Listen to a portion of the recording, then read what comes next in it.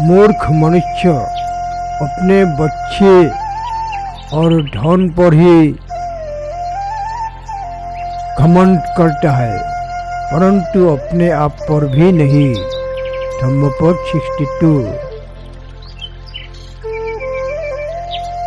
मूर्ख मनुष्य अपने बच्चों और धन पर तो घमंड करता है, परंतु अपने आप पर भी नहीं।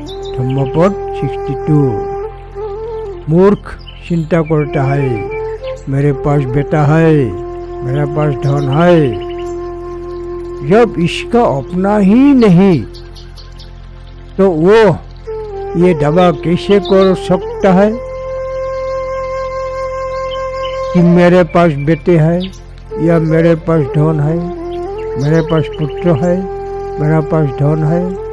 इस प्रकार मूर्ख चिंतित होता है, वो खुद ही अपना नहीं, फिर बेटे कैसे, दौलत कैसे। धम्मपद 62।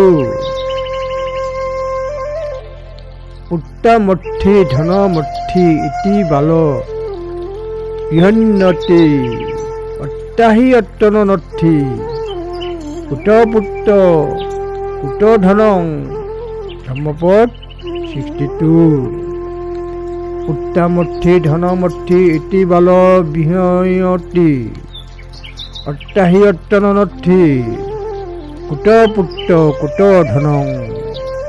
धम्मपद 62।